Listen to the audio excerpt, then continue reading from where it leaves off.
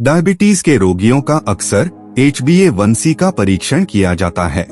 कई डॉक्टर इसे देखना चाहते हैं, लेकिन क्या आपने कभी सोचा है ये टेस्ट क्यों किया जाता है?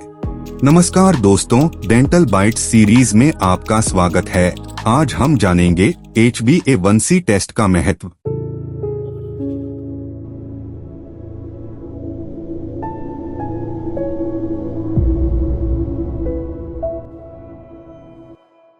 इस चर्चा को शुरू करने से पहले कुछ महत्वपूर्ण तथ्य जानना जरूरी है।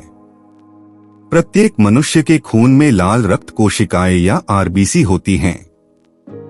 उन आरबीसी में एक प्रोटीन होता है जिसे चिकित्सकीय भाषा में हीमोग्लोबिन कहा जाता है। इसका काम शरीर के हर हिस्से में ग्लूकोज और ऑक्सीजन पहुंचाना है। हम जो खाना खाते हैं उससे ग्लूकोज हमारे शरीर में प्रवेश करता है और यह हमें काम करने के लिए ऊर्जा देता है। इसे ऐसे समझें, अगर हमारा शरीर किसी कार का इंजन है तो ग्लूकोज उस कार का ईंधन है। HbA1c को चिकित्सकीय भाषा में ग्लाइकेटेड हीमोग्लोबिन कहा जाता है। इस टेस्ट के माध्यम से रक्त में ग्लाइकेटेड हीमोग्लोबिन के स्तर का पता चलता है। ग्लाइकेटेड हीमोग्लोबिन लाल रक्त कोशिकाओं या आरबीसी की सतह पर पाया जाता है। यह तब बनता है जब भोजन में ग्लूकोज हीमोग्लोबिन से मजबूती से जुड़ जाता है। यह परीक्षण पिछले 3 महीनों में खून में मौजूद ग्लूकोज का स्तर का एक अनुमान प्रदान करता है। इस टेस्ट के जरिए हम जान सकते हैं कि हमारा शरीर ग्लूकोज का कितना उपयोग कर पा रहा है। सामान्य लोगों का HbA1c लेवल 5.7% से नीचे होता है। यदि किसी का नया डायबिटीज हुआ है या होने वाला है तो उसका HbA1c स्तर 5.7% से 6.4% के बीच होगा। यदि किसी को डायबिटीज है तो उसका HbA1c स्तर 6.5% से ऊपर होगा। आज की भागदौड़ भरी जीवन शैली में हर कोई बहुत व्यस्त है। इस व्यस्तता के बीच 2 बार जाकर खाली पेट में टेस्ट, जिसे फास्टिंग ब्लड शुगर टेस्ट कहते हैं, और खाना खाकर टेस्ट, जिसे पोस्ट प्रैंडियल ब्लड शुगर या संक्षेप में PP ब्लड शुगर टेस्ट कहते हैं, करवाना असंभव हो जाता है और लोगों का स्वास्थ्य लगातार बिगड़ता जाता है।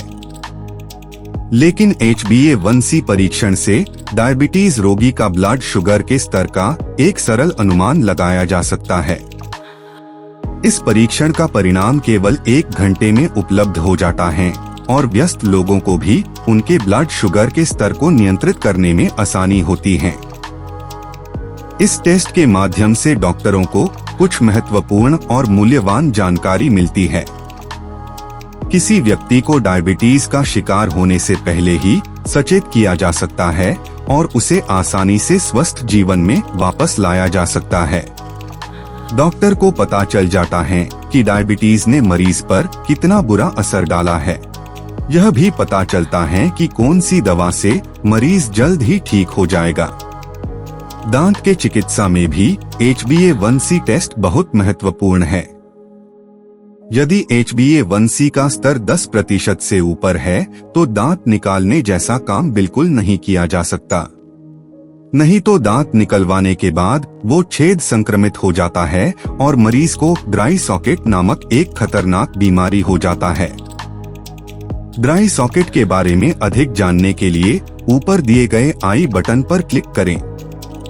HbA1c 10% से कम होने पर ही दांत निकालना संभव है।